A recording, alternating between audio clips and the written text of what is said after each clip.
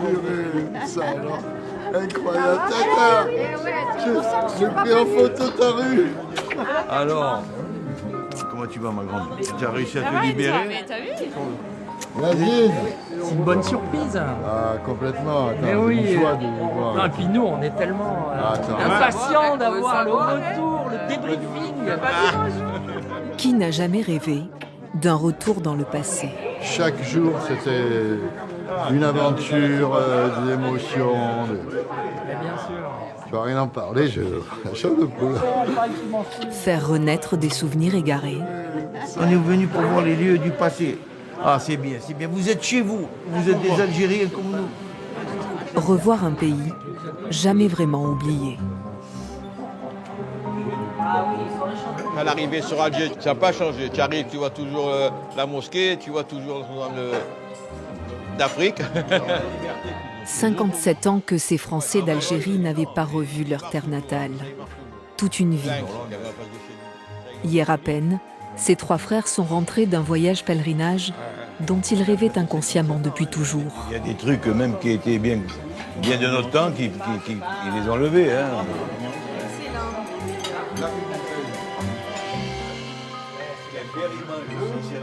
Depuis leur départ en 1962, Alger n'existait que dans leurs souvenirs d'enfants. Appartement, j'ai tout. Il y a des endroits où je dormais. Moi, j'éclatais en sans boulot. Je dormais dans le coin, tu vois, tu revois les scènes que tu as vécues, tout ça. J'ai encore ému d'ailleurs. C'est vraiment, quand tu rentres déjà dans l'appartement, tu vois, tu t'es pris de là. On était décaissés.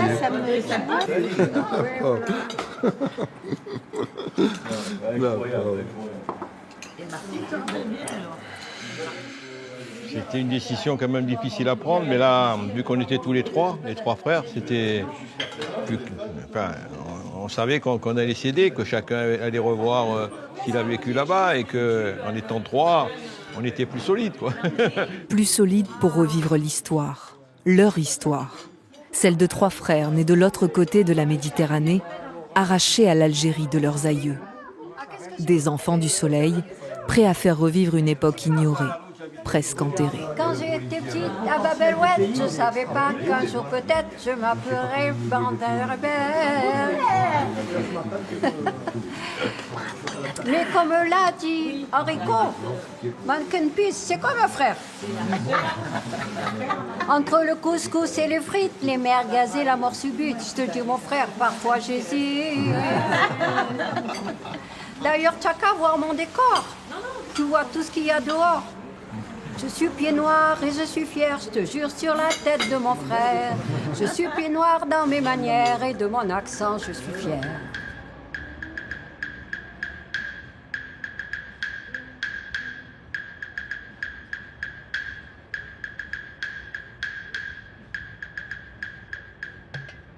Je m'appelle Alain. Je suis né le 5 janvier 1945 à Alger. Je suis l'aîné d'une famille de 4 enfants. Chaque fois qu'on entend parler d'Algérie, on a un bing. Voilà, un bing. Oh. Mais nous aussi, on est d'Algérie. Bing. Voilà. Et c'est...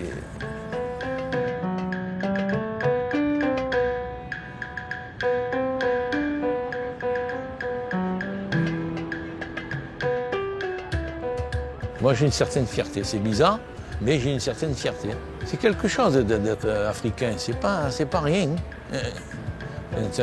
C'est un grand continent et moi, je suis fier d'être né à Alger.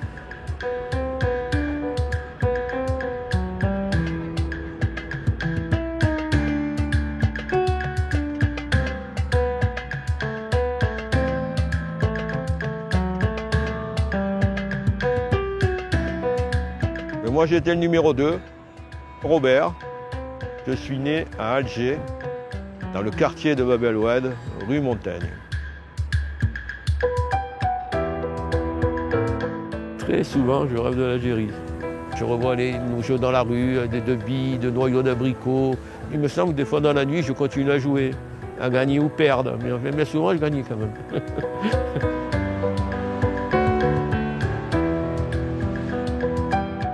Je revois les rues où j'étais, mes amis, les copains, et Spadovani, la plage, les pêches qu'on faisait avec Alain, mon frère.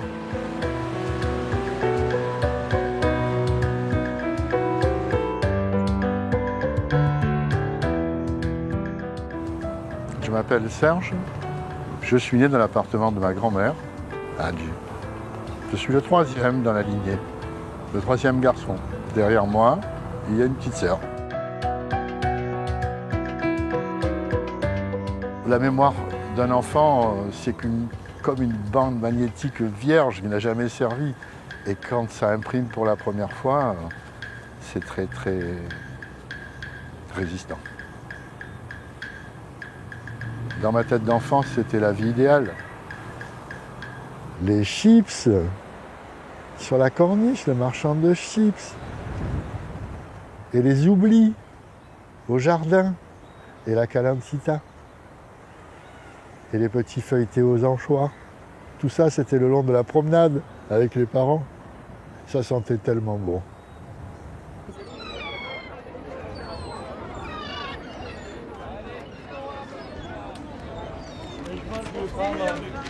Celle-ci et puis les deux comme ça, oui.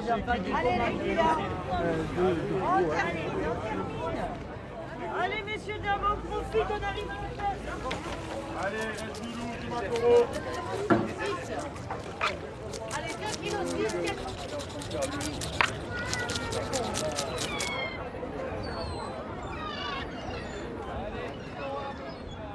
Si j'étais en Algérie, quelle vie j'aurais eu par rapport à ici? Quel aurait été mon destin? Qu'est-ce que j'aurais fait comme boulot? Avec qui je me serais marié? Quitter un pays comme ça où on a vécu, où on était heureux, et venir ici, c'est une cassure, c'est une fracture. Pas que pour moi, pour tout le monde, pour tous ceux qui ont quitté l'Algérie, aussi bien le Maroc ou la Tunisie. Je pense qu'on a tous eu le même sentiment, la même rupture. Voilà. Quel dommage que ça soit si mal passé. Vraiment dommage. Et qu'on ait eu ce déchirement-là, ça a tout gâché, quoi.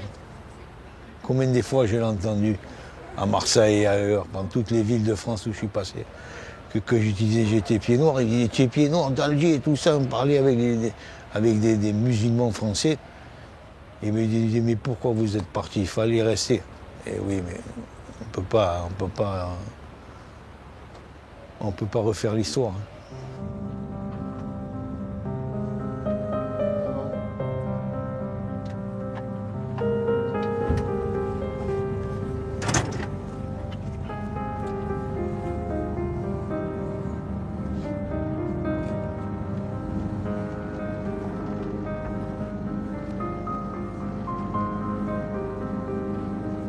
Allez, on va attaquer. Hein. Pour quel côté on va? Ça va bien la digue, hein? On va devant là?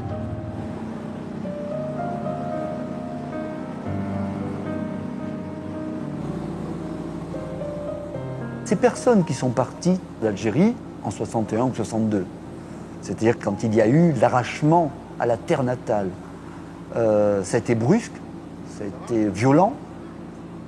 Vous avez une partie qui reste traumatisée et pour elle, c'est terminé. L'Algérie, c'est une autre vie. Et puis vous avez des pieds noirs qui se disent oui, je veux aller voir, peut-être avant de mourir. Et donc on va essayer de faire un peu de lien. Hein, on va retisser un lien avec cette terre natale. Alain, Robert et Serge sont de ceux-là. Décidés à retourner voir l'Algérie, à se replonger dans cette vie qu'ils n'évoquent presque jamais.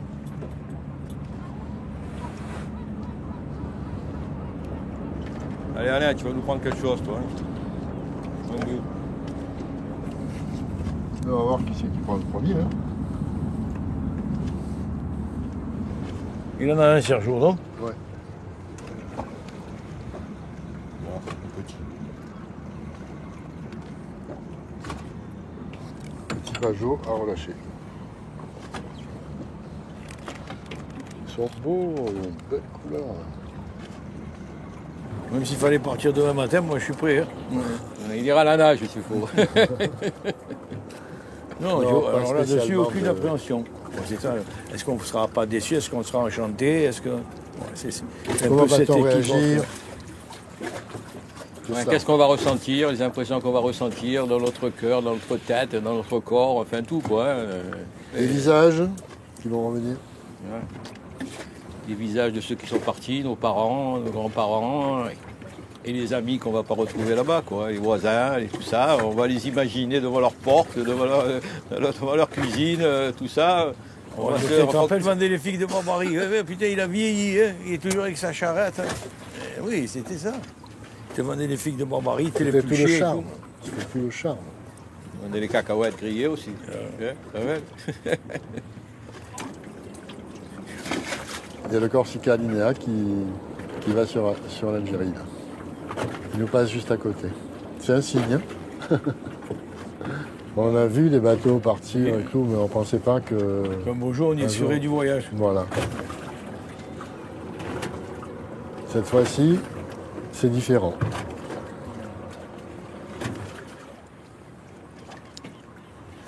Rien que d'y penser, déjà, ça me... On verra bien. On voit ce que je vais découvrir, quoi.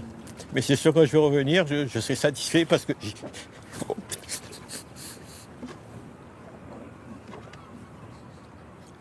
C'est obligé que ça te fasse une réaction pareille. Quand on est en Algérie, à qui on va passer en premier, c'est à nos parents. Qu'on soit ensemble, c'est un plus. Hein. Comme je t'ai dit tout à l'heure, c'est comme si qu'on refondait une famille en 3 exemplaires. Mais la famille est là. Voilà. Il y aura tellement de souvenirs qui vont se télescoper dans des lieux qu'on va revoir en vrai, non pas en imagination. Et ça, c'est tout l'intérêt de la démarche. C'est faire une chose qu'on n'aurait jamais cru faire et ressentir.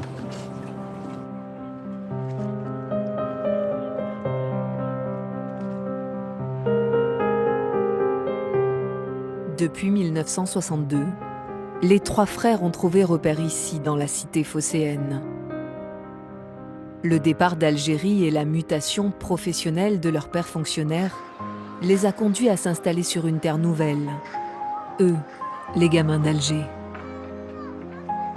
Alain était un jeune homme de tout juste 18 ans, Robert 15 ans et Serge, un petit garçon de 10 ans.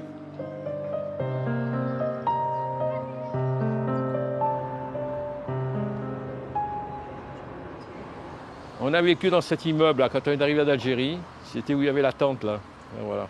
On est resté 2 ou 3 ans là. Voilà. Et derrière il y avait un stade où c'est qu'on jouait au football. Il est toujours d'ailleurs. Et c'est là, dès qu'on est arrivé d'Algérie, on est venu là. Ma mère au balcon, j'avais un pigeon qui était apprivoisé, qui venait tous les jours manger sur le balcon. Et c'était bon, nos premiers points d'attache. Puis on avait la vue sur la mer aussi, ça nous rappelait un peu l'Algérie, parce que partout à Alger, de partout tu vois la mer. Alors cette mer qui nous sépare, mais enfin, elle était pour nous, quoi. Elle était à nous.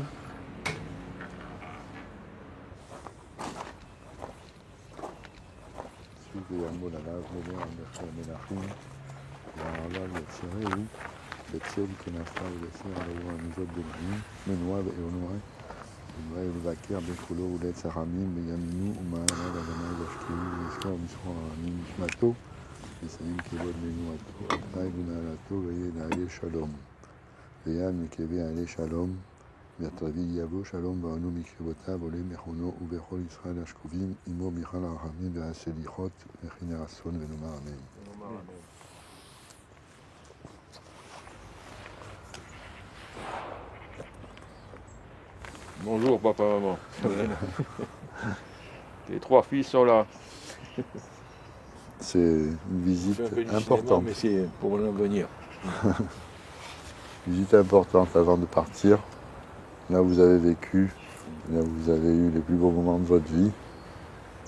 On va revivre ça pour vous. C'est exceptionnel. Et on en est fiers. Hein, les frères, il faut être à la hauteur, il ne faut pas craquer. Hein. On fera tout On pour va être tenir le unis coup. et on va foncer là-bas. Impeccable. Ouais. Hein. Pour eux.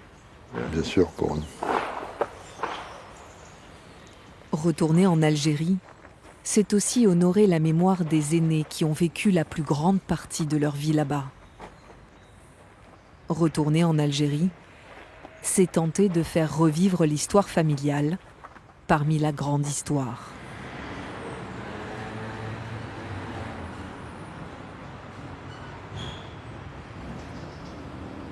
Ouais, belle aventure qui va commencer là. Ouais. Oui, j'ai pas mal aux genoux pour les suivre, les 2 lièvres là, qui sont devant moi, parce qu'ils marchent eux. Mais ils m'attendront, hein. 57 ans qu'ils attendent ce moment inespéré. 57 années à imaginer, à supposer, à fantasmer. Désormais, à 24 heures du départ, l'excitation laisse place à l'appréhension. Si elle avait été encore avec nous, ça aurait été encore mieux. Mais... Oui, mais enfin, tu as tes frères quand même, je veux dire. Oui, oui, non. T'es pas un handicapé, hein. Enfin, il faut y aller quand même, hein. C'est pas... Premièrement, c'est pas la porte à côté, on a une journée de bateau, et après, la réaction qu'on va voir quand on va voir Alger-la-Blanche. Après, je vais peut-être m'installer là-bas, ouais, si c'est bien. Alors là, moi non, hein. Je vais pour visiter, je veux bien, mais pas m'installer, hein. C'est bon, pas tant que ça. 3 manches courtes, ça suffit? Attends, ça c'est des manches courtes, hein. Je préfère que t'en aies plus que moi, hein. Voilà.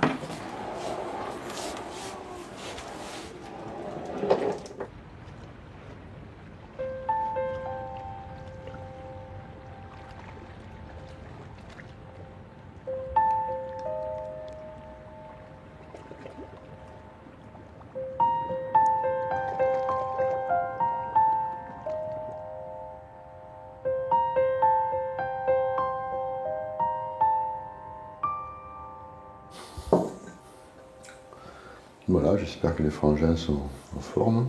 Bah, il n'y a pas de raison. Depuis le temps qu'on en parle, C'est arrivé. c'est arrivé. La pression est montée au fil des jours, je sais pas, peut-être que le trio va se combler les lacunes des uns et apaiser l'enthousiasme des autres. On va essayer de faire cohésion. C'est magnifique. Je pense que c'est quelque chose qui devait se faire. Ça va remuer beaucoup de choses. C'est pas un voyage ordinaire, c'est sûr. C'est un voyage qui... Sans doute qu'il fallait faire maintenant, parce que l'âge avance et je pense qu'il fallait le faire, c'était limite. C'était limite.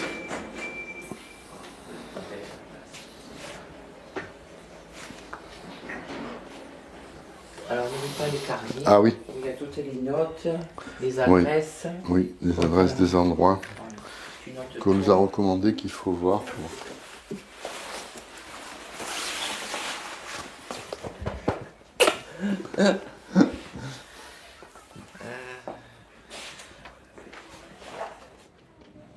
Allez, c'est parti. On va rejoindre les frérots.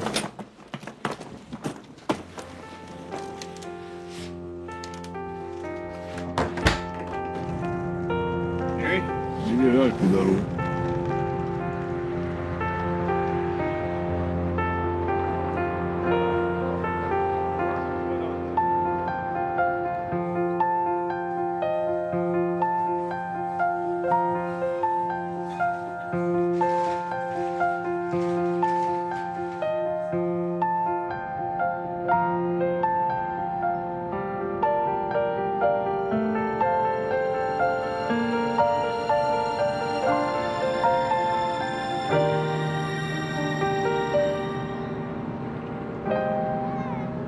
Ah, c'est un point de vue différent de là. Hein. Putain, je dis c'est un point de vue différent, quoi. Hein. C'est un truc qu'on voit jamais. Hein.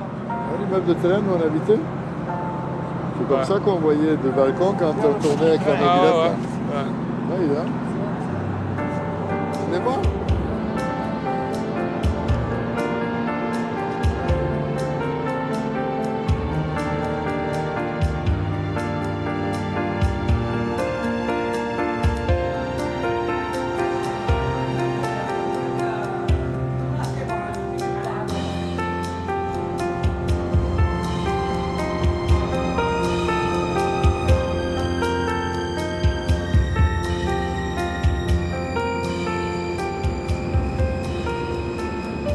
Le fait qu'on soit tous les trois, je pense que s'il avait manqué l'un de nous, ça n'aurait pas été pareil. Mais là, à 3, on a l'impression qu'il ne peut rien nous arriver. Ça faisait partie des tabous, voilà, qu'on avait dans notre tête quelque part. L'Algérie, c'est fini. La rupture entre les Français et les Algériens, tout ça et tout. On parle souvent de ça. Bon, on le déplore, mais on pensait que c'était ça. Et là, alors quand on a fait notre demande de visa, la personne derrière, qui était fort sympathique, nous a dit « Mais vous êtes frères, tout ça? Vous êtes en Algérie ?» On a dit « Oui, oui. » « Oh, mais c'est super !» Elle était super heureuse, enthousiaste, et je pense un peu fière qu'on aille voir son pays.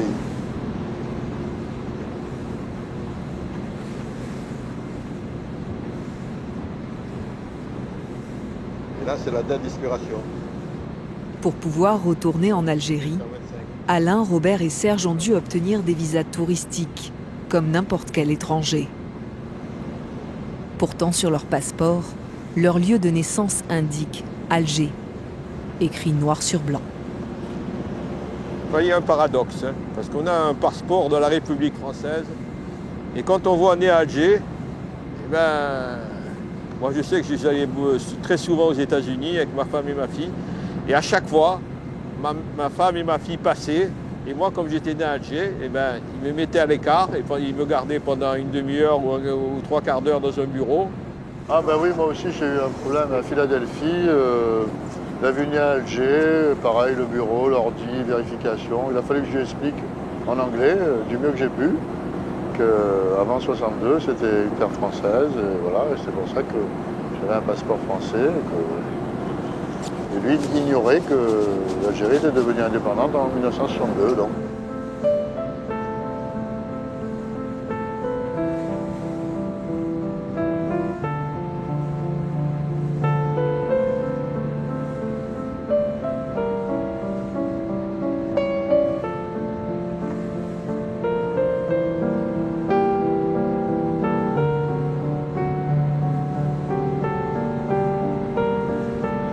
Le bateau, c'était la passerelle entre l'émotion du départ et l'arrivée. Donc c'était une bonne transition pour se faire à l'idée que ça y est là. Demain au lever du jour, les choses sérieuses entre guillemets commencent.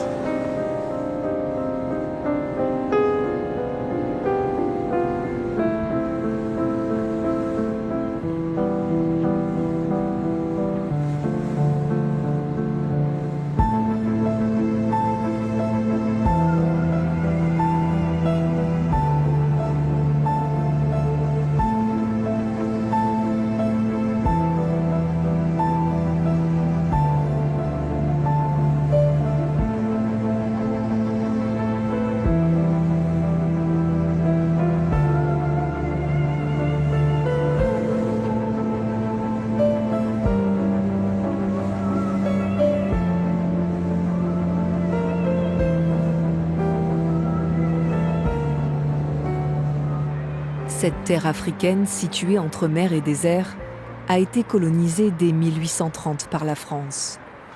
Avant l'indépendance, Alger, Oran et Constantine sont des départements français au même titre que le Vaucluse ou la Loire.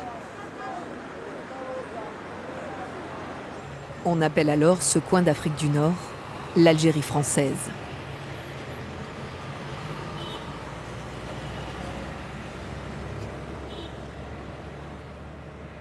Pour la France, c'est un endroit stratégique. Alger, c'est la porte de France. Cette Algérie est quelque chose à part dans le phénomène colonial français. Ça se raccroche au premier empire colonial, c'est-à-dire les colonisations de peuplement de la Martinique, de la Guadeloupe. Mais en même temps, l'Algérie annonce le phénomène colonial des années 1880-1890 avec cette prise de possession par la France, par la Grande-Bretagne, par l'Allemagne, par l'Espagne, par l'Italie, de territoires dont on va exploiter les ressources. Et l'Algérie, c'est les deux en même temps. Dès le début du XXe siècle, 2 millions de personnes cohabitent à Alger. Des musulmans présents depuis toujours, Des Français venus de métropole, mais aussi des Espagnols, des Maltais, des Italiens ou encore des Juifs devenus citoyens français. Pendant 132 ans, l'Algérie française sera l'un des plus grands berceaux de la mixité. C'est la grande poste. Ouais, c'est la grande poste. C'est ça. Ouais.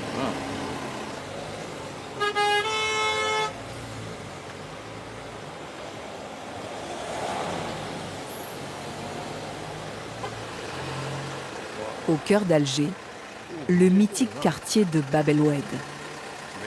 Difficile de commencer ce périple autrement. C'est ici que les trois frères sont nés, ici qu'ils ont grandi. Dans ces ruelles étroites, bruyantes et encombrées.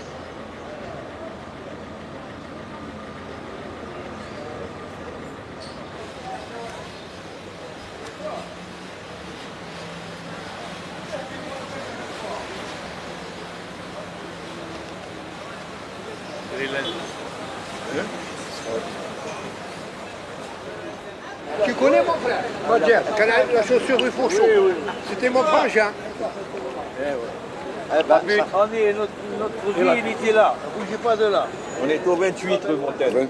28 mois le 30. Et la boulangerie à côté. Mois le 30, la boulangerie entre nous. Ah ouais, Amel Arbé. Et Nordin, tu le connais?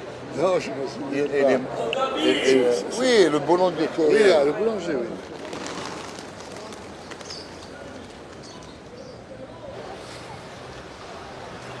Tu reconnais là, Robert? Ouais, bien sûr, ouais, on connaît. J'ai un peu de mal à Ouais, parce que les enseignes des magasins ont changé. Non, mais. Les rues sont toujours les mêmes. Ouais, oui, les rues, oui, mais bon, les sens de circulation. Mais toi, tu étais plus petit, tu te rappelles moins, tu venais moins.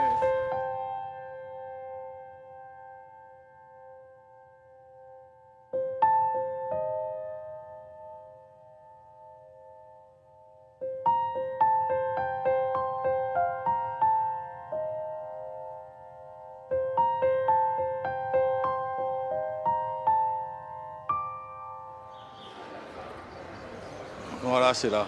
La grille, pareil, elle n'a pas bougé. Hein. Et le numéro, il n'a pas bougé aussi, 28. 28 toujours. Hein. Alors j'appelais ma mère là de là. Maman, envoie-moi un casse-croûte au pain, de l'huile et de la tomate. Et elle me le jetait une fois ou deux, il est tombé dans la grille là. Il y avait l'égout. Et j'avais mon collègue Elichon, qui était de mon âge pareil. Quand moi j'appelais ma mère, lui il appelait sa mère. Mais sa mère elle habitait au dernier étage là-bas. C'était la même chose. Il arrivait le sandwich, il était explosé. Il y a encore le nom sur la boîte aux lettres, non? Je crois pas, non. Ça fait 57 ans, on dirait qu'on est parti hier en matin.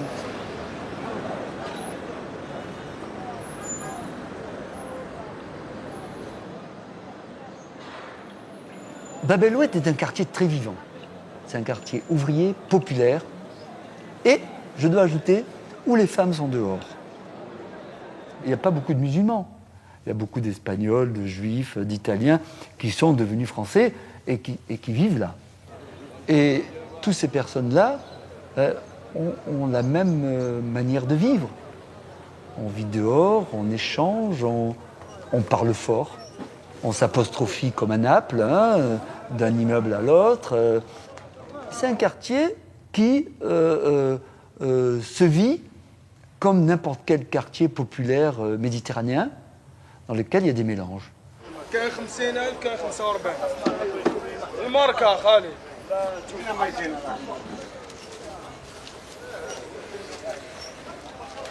Les poivrons, les tomates. Le poivron séché. Poivrons, ça. Sardines. Sardines, hein. Sur le chemin de leur enfance, les couleurs et les odeurs renaissent sans effort. Un puits de souvenirs sans fond qui revit grâce aux échanges avec les Algérois. Et le marchand de beignets, Blanchette, il Blanchette, était où? oui. Il était Blanchette, là-bas. Là-bas, voilà. Là-bas, Le Blanchette. noir, la Blanchette. Tu te rappelles en face, il y avait le chacoté et la salle. Il y avait tout. Il y avait le quartier populaire. Voilà. Avec ma mère, on fait faire le marché, là. On descendait. C'était le meilleur marché après. Je connais tous les peignoirs que j'ai connus, c'était des amis. Bien sûr. On est toujours amis. On était comme des amis. On jouait ensemble. Il y avait On a dans les colons, ça. Avant c'était le paradis. Moi, je veux dire, vous êtes les bienvenus. Merci. Parce que vous êtes des Algériens. Voilà. Merci. Avec plaisir. Merci. C'était à vous ça ce soir. Nous sommes en Méditerranée. En Méditerranée, on est frères. C'est-à-dire que le musulman, le juif, le catholique, le protestant, l'athée, qu'importe, on est frères. On peut jouer au foot ensemble, on peut aller au bar ensemble, on peut aller au cinéma ensemble, on peut faire les pires bêtises ensemble. Mais attention, on ne regarde pas la sœur de l'autre. C'est-à-dire qu'on est frères, mais on ne sera pas beaux-frères. C'est-à-dire qu'on ne va pas se marier. Hein. Donc tu ne regardes pas ma sœur, je ne regarde pas ta sœur. C'est dans la mentalité, c'est comme ça. Si on a compris ça, on a compris déjà une grande partie de l'Algérie.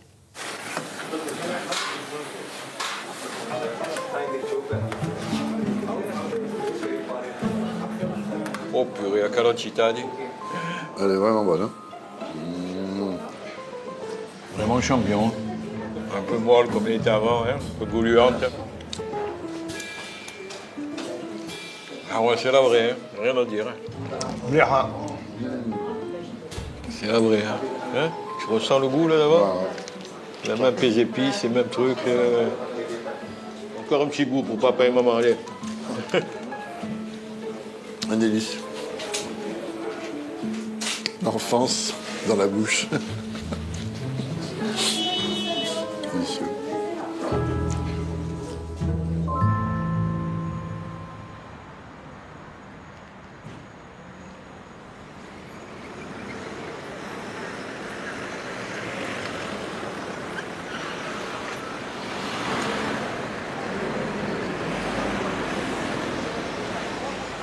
Allez frérot. Ça doit être par là. Le numéro, non? Oui, il est là. Regarde le numéro, c'était le 115. Ouais, C'est ça? ouais, c'est ça. C'est celui-là le magasin? C'est celui-là. 115, c'est là. C'est celui-là. Bonjour monsieur. Bonjour messieurs. Bonjour monsieur. Bonjour, est-ce que vous vous dérangez? Bienvenue, il n'y a pas de problème, vous ne me dérangez pas. Voilà, c'était le magasin de notre oncle, qui était joaillier bijoutier jusqu'en 1962, ici à Alger. On venait souvent au parc de Galant, quand on était petit. Après, on venait voir tonton ici, voilà. Vous vous rappelez, vous avez bien des sûr, oui, des images. Il faisait que monter et descendre, il avait son atelier en haut. Oui, il a toujours en haut. Vous allez monter en haut. Moi, quand j'ai acheté un Algérien. Oui. Et c'était un marchand de layettes pour bébé et tout. Voilà. Je ne savais pas que c'était une bijouterie.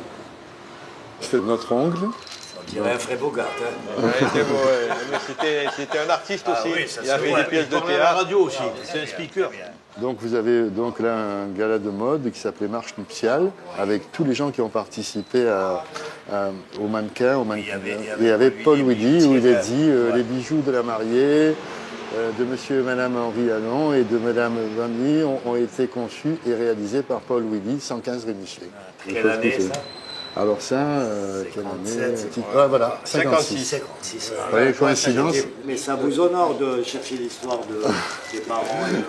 Il y a un proverbe qui dit avant de savoir où on va, il faut savoir d'où on vient. Bien sûr. Oui. Exactement. On transmet ça à nos enfants et tout, mais c'est pas facile.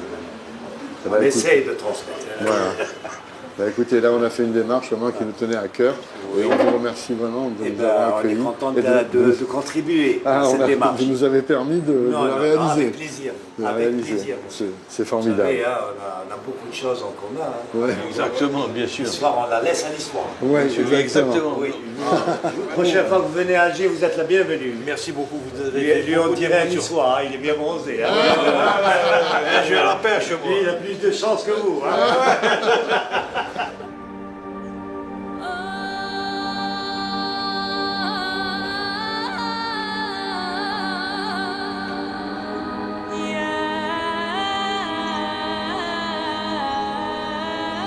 Ces années de cohabitation entre Français et Algériens ont laissé des traces. Une fraternité qui se devine mais aussi des souvenirs communs plus sombres. Dès la Toussaint 1954, la guerre d'Algérie éclate entre l'armée française et une organisation musulmane fraîchement créée, le FLN.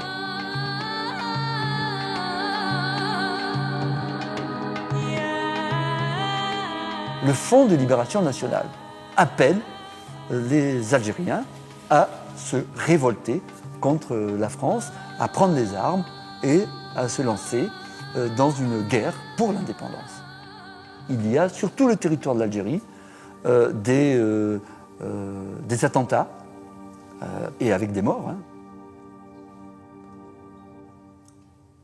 Le million de Français qui vit là-bas et une petite partie des musulmans ont appelé De Gaulle à la rescousse en 1958 pour qu'il sauve l'Algérie française.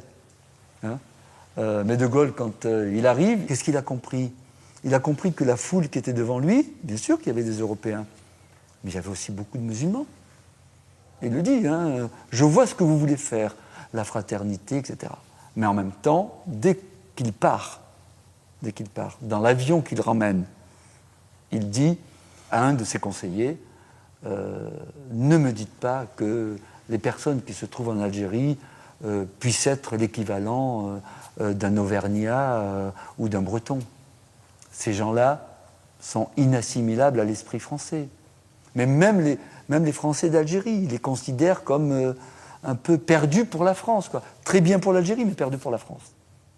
Dans sa tête, l'Algérie, il faut s'en débarrasser parce que ça coûte trop cher et ça devient un boulet pour la France elle-même.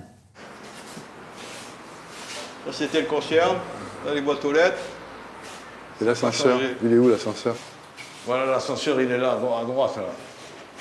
Là, il fonctionnait avec des pièces de 5 francs. Il fallait mettre des pièces, non? Une pièce de 5 francs, les grandes en fer blanc. Là. Même là. Ça n'a pas bougé. Ça, incroyable. Ça, c'est une porte de Et quel étage c'était? 4e? Dans mon souvenir, c'est 3e. On y va? Allez, on va grimper. Je sais pas s'il y a une lumière là. Allez frère, tu vas retrouver ta jeunesse dans l'appartement. Viens.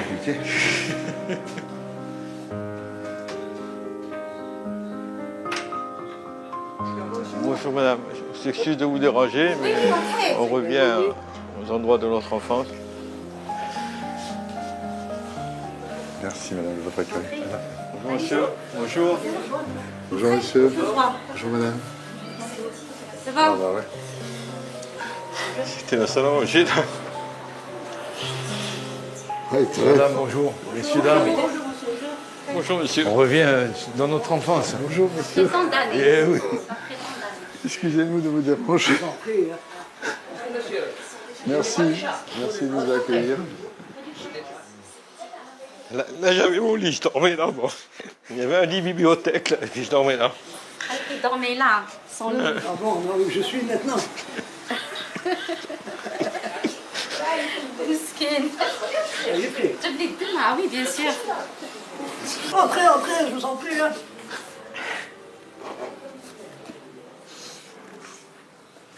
Et là c'était la cuisine et moi on passé les plats par là. Notre frigidaire était exactement au même endroit. Et là ça communiquait là. Ça communiquait avec la salle à manger. C'était pas fermé. On pouvait manger là. Il y avait une table en travers et on mangeait là. Et quand il y avait les grandes fêtes, on mangeait sur l'autre truc.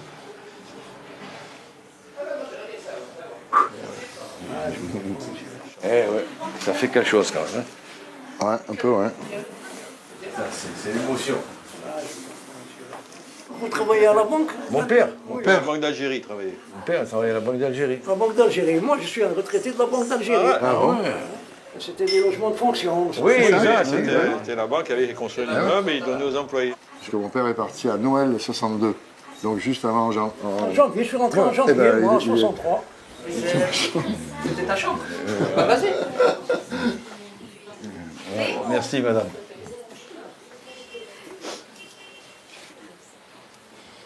Tu vois, c'est là que je te disais. Il y avait la bataille d'Alger, là ils étaient là, sur les terrasses, là, sur ces terrasses-là. Et papa nous avait dit, vous restez au milieu de la pièce, au milieu de l'appartement. Pour pas que ça... qu'on prenne des bières sur la terrasse, quoi. Eh ouais.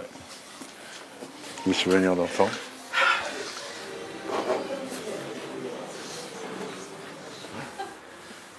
Il y a tout qui revient, les souvenirs, tous les trucs. Il y avait la télé là, on écoutait il y avait De Gaulle, il avait parlé au forum là. Il s'était retourné, il avait dit la fameuse réplique, je vous ai compris. Mon père il s'est retourné vers ma mère, il a dit on peut faire les valises. Ma mère elle a dit elle a crié, elle a dit ouais je suis toujours pessimiste, tout ça. 2 ans après, il disait à chaque fois, tu as vu que je t'avais dit. Tout ça m'est resté là. C'est des choses qu'on n'oublie pas, qu'on a resté gravées. Dans cette pièce. Ça s'est passé dans cette pièce, c'est pour ça que je vous dis. Il y a eu des bavures, il y a eu des... Il y a eu des atrocités des deux côtés. Exactement, vous l'avez enlevé de la bouche. On n'explique jamais à la population française le rôle qu'elle peut tenir dans cette nouvelle Algérie indépendante. Et donc, cette population se dit, mais on est abandonné. Et ça laisse la possibilité à certains groupes extrémistes de fleurir, de voir le jour. Début 61, création de l'OAS, de l'organisation armée secrète, elle va répondre aux attentats du FLN. Et là, c'est l'escalade de la violence, c'est-à-dire c'est œil pour œil, dent pour dent. Un fossé de haine et de sang sépare les deux communautés. Et là, on a des dizaines, voire des centaines d'attentats par semaine. Les personnes sortent, mais elles ne savent pas si le soir, elles vont rentrer chez elles.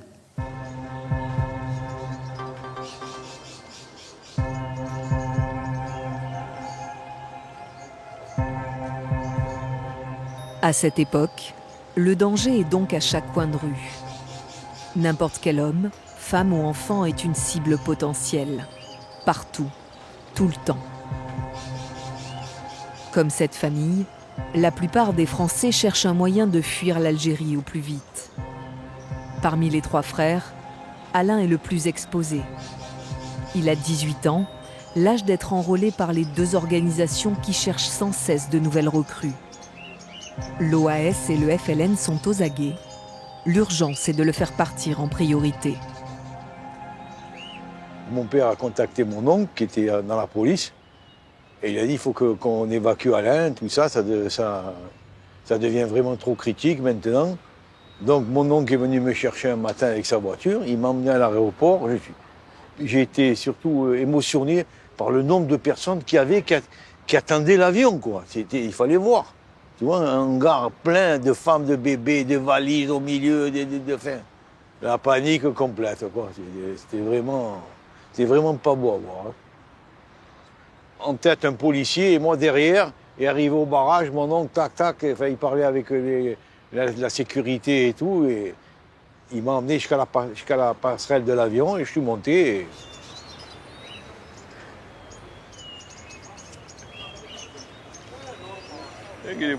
Coucou. Et nous aussi, quand on était petits, on venait ici. On venait ici, ouais. Comme ça. Dans la poussette. Et ouais. Et ouais, on venait ici, nous aussi. Ouais. C'était pas la même poussette, mais c'était plus... Je suis parti avec ma cousine. Voilà, je ne me rappelle même pas si j'avais une valise, ou peut-être une petite, mais la valise, je ne m'en rappelle plus. C'était la nuit, c'était le désordre complet, l'affolement, les gens, les bagages, les bébés qui pleuraient, les femmes en larmes. On était très habillés parce que c'était en été, mais les gens portaient le plus de choses possible. Alors ils avaient les manteaux, les chapeaux, tout ouverts sur eux. Et j'avais devais avoir 15 ans, ma cousine elle en avait peut-être 18 ou 19, et c'était une très très très jolie fille. Hein. Donc on faisait la queue pour essayer de prendre un avion en vitesse, et elle a croisé un pilote, elle y a fait un peu de charme, et c'est comme ça qu'on a pu monter dans l'avion. Qui le cru. Parce que je faisais ça à chaque fois qu'on venait, on se trempait les mains ou les pieds dedans. Ah ouais, c'est vrai, c'était... Je me rappelle même une fois, j'ai failli tomber alors. C'est arrivé en courant? Ouais. C'est le corps plus robuste et l'âme plus radieuse. Charles de Gaulle. Je me rappelle précisément de cette journée, il faisait beau, il y avait beaucoup de monde autour de l'autocar. Il y avait tous ces enfants qui partaient avec moi, tous les parents étaient là, les mamans en pleurs, les papas qui donnaient les recommandations. On m'a pas dit tu pars, on ne sait pas quand est-ce que tu reviens. Non, non, on m'a pas dit ça. On m'a dit tu pars en colonie et tu auras des nouvelles par la suite. Mais moi, je n'avais pas l'impression que je ne reviendrais pas. C'était comme j'avais eu l'occasion de partir d'autres fois en colonie plus jeune. Je suis revenu à Alger. La banque organisait des colonies tous les ans. Et là, il y avait une urgence que je ne percevais pas forcément. Allez, frère.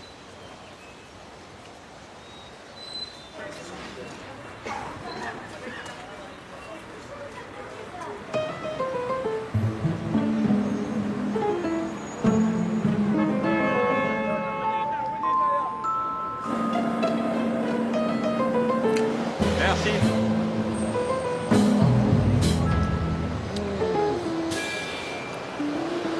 Délicieux.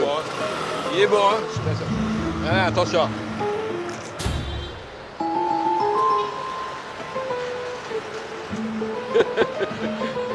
Impeccable, ça fait du bien. Ah. Allez, on avance.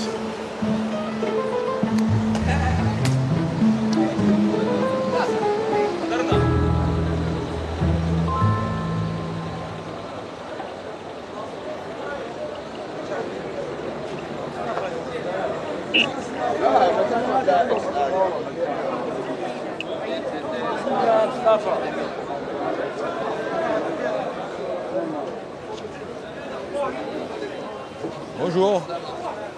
Vous écoutez les dates d'Algérie. Hein? Soyez le bienvenu. Bonjour. Ça, c'est pour toi. Merci beaucoup. Merci. C'est pour vous, merci. Merci. Attends, mon frère, il va prendre aussi. Ciao. Une. Merci beaucoup, Bonne monsieur. journée. Bonne journée. Merci à vous, Bilal. Ouais. La vie, le marché, tout ça, les commerçants, tout ça, voilà. Et ça, c'est typiquement algérois, ça.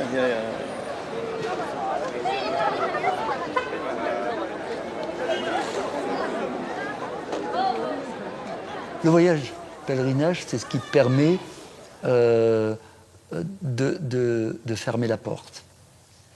La porte a été claquée. Et on sait très bien que quand on claque une porte, elle s'ouvre. Parce qu'on la claque, tac, elle s'ouvre. Bon. Et on ne l'a pas fermée en disant, bon, maintenant ça y est, on la ferme, c'est terminé, je passe à autre chose. Les Français d'Algérie n'ont pas pu faire ça. Donc le pèlerinage, ça contribue à faire le passage. Voilà, on était dans un gué, un peu au milieu de deux trucs. Je sais que j'y ai vécu, mais je sais que c'est maintenant terminé. Et donc ça permet de rentrer chez soi et de fermer la porte, de passer à autre chose.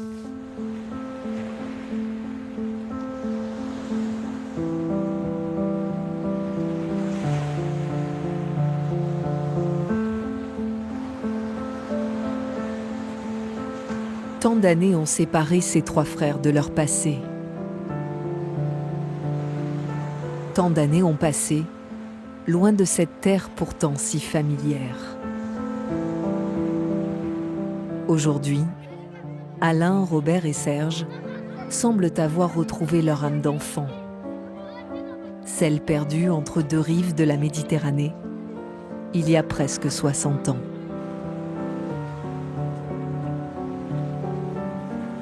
Un jour, nous reviendrons voir Alger, Alger la Blanche. La promesse a été tenue. Juste à temps. Je n'ai jamais pensé qu'il y ait tant de souvenirs qui reviennent en moi. Hein. Malgré 57 ans après, c'est fantastique. Je revois ma mère, je revois mon père, je me revois avec mon frère en train de jouer aux voitures. Moi, ça me fait quelque chose, tu vois. À travers ce voyage, on est redevenu des jeunes. On s'est rajeunis.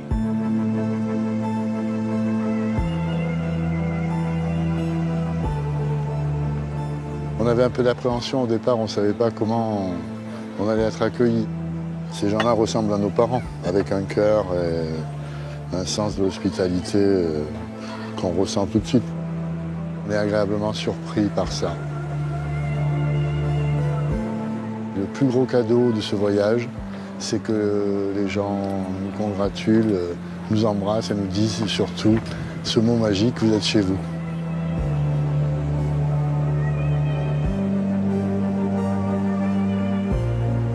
On va repartir plein de bonnes idées dans la tête. Les a priori se sont évanouis. On va faire tout notre possible pour dire à nos amis pieds noirs et à nos copains de revenir voir Alger.